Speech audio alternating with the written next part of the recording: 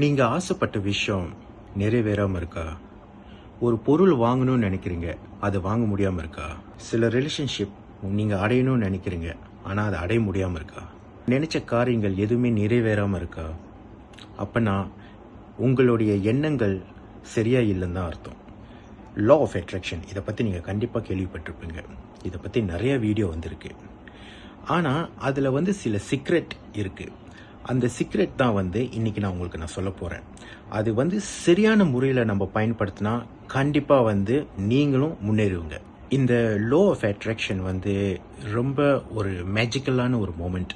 நம்ம எப்படி இந்த பிரபஞ்சம் கிட்ட நம்ம மேனிஃபெஸ்ட் பண்ணுறோம். அதாவது எனக்கு அது வேணும் இது வேணும்னு நீங்கள் கேட்குறீங்க. பிரபஞ்சம் உங்களுக்கு கொடுக்க ரெடியாக இருக்குது. ஆனால் நம்ம ரெடியாக இருக்கிறோமா, அதுதான் கேள்வி. நான் இந்த லா ஆஃப் அட்ராக்ஷன் ஒரு 10-12 வருஷமாக நான் ப்ராக்டிஸ் பண்ணிகிட்டு இருக்கேன். இதெல்லாம் நான் கேட்டணும், எதெல்லாம் எனக்கு கிடைக்கணும்னு நினைக்கிறேனோ அதெல்லாம் கொஞ்சம் கொஞ்சமாக எனக்கு கிடைக்கிது. அதில் ரொம்ப முக்கியமான விஷயம் என்னோட பேசிக் ஒரு நல்ல ஒரு வேலை, போஸ்டிங், அப்புறம் வீடு, வாகனம், ரிலேஷன்ஷிப் எல்லாமே எனக்கு கிடச்சிருக்கு. அதுலேயும் முக்கியமாக நீங்கள் பார்த்தீங்கன்னா வாகனம் சொல்லும் போது நான் யூஸ் பண்ணுறது லக்ஸரியான வாகனம். அது நான் நினச்சேன், அது எனக்கு கிடச்சிச்சு. ஸோ இதோட சீக்ரெட் நான் இப்போ உங்களுக்கு சொல்கிறேன்.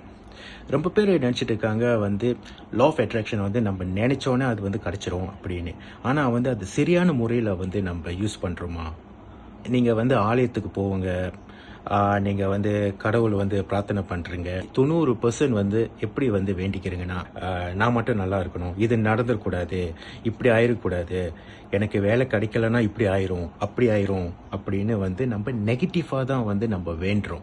ஸோ நான் சொல்ல விஷயத்துலேயே இந்த வேண்டாம், நடக்கக்கூடாது, நடந்துடக்கூடாது பிரச்சனை, இதை தான் நம்ம வேண்டிக்கிறோம்.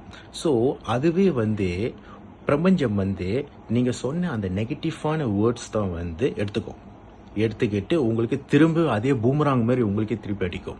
சரிங்களா?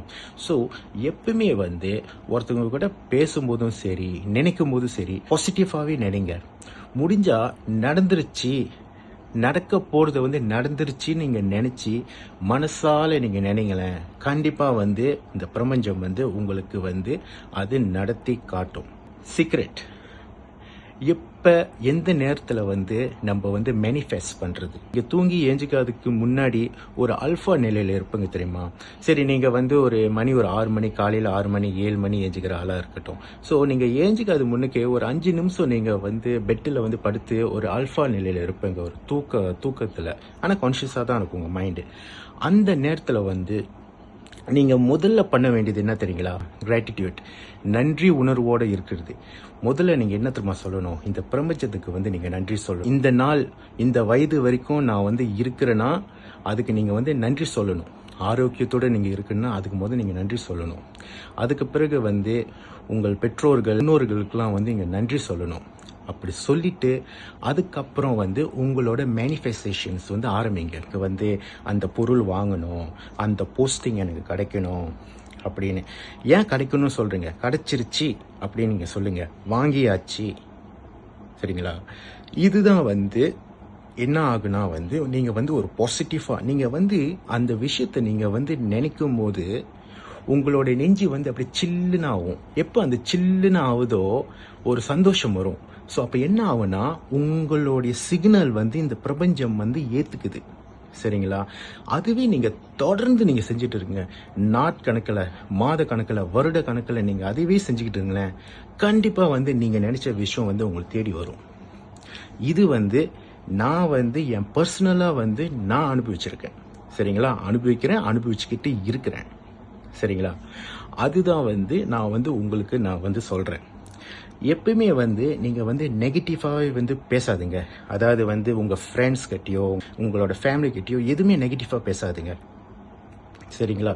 நம்ம நம்ம பேசும்போது பார்த்தீங்கன்னா ரொம்ப உணர்ச்சியோட பேசுகிறோம் ஒரு நெகட்டிவான விஷயம். ஏன் வந்து நெகட்டிவ்க்கு மட்டும் வந்து அவ்வளோ உணர்ச்சி இருக்குது? ஏன்னா வந்து இந்த பிரபஞ்சம் வந்து நம்மளோட நெகட்டிவான விஷயம் தான் வந்து சீக்கிரம் அப்சர்வ் பண்ணிக்கும். நம்ம பாசிட்டிவாக ஒரு விஷயம் சொல்லுவோம், ஆஃப்கோர்ஸ் வந்து அது நடக்காத ஒரு விஷயம், இன்னும் நம்மளுக்கு அது கிடைக்காத விஷயம். ஆனால் நம்ம பாசிட்டிவாக வந்து எனக்கு கிடச்சிருச்சு அப்படி சொல்லும் போது சம்டைம் நம்ம மனசு நம்ம மைண்ட் வந்து ஏற்றுக்காது.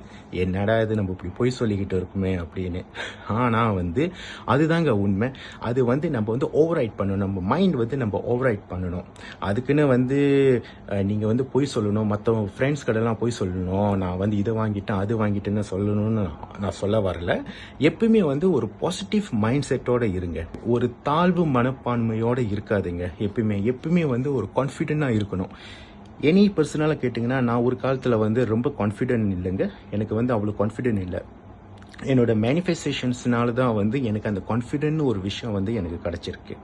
சரிங்களா? அந்த மாதிரி எனக்கு வந்து நிறைய விஷயம் வந்து எனக்கு இந்த லா ஆஃப் அட்ராக்ஷனில் வந்து எனக்கு கிடச்சிருக்கு. இன்னும் கிடைக்க போகுது. இதுதான் நான் வந்து உங்களுக்கு ஷேர் பண்ண விரும்புகிறேன். மீண்டும் உங்களை அடுத்த வீடியோவில் சந்திக்கிறேன். பாய்.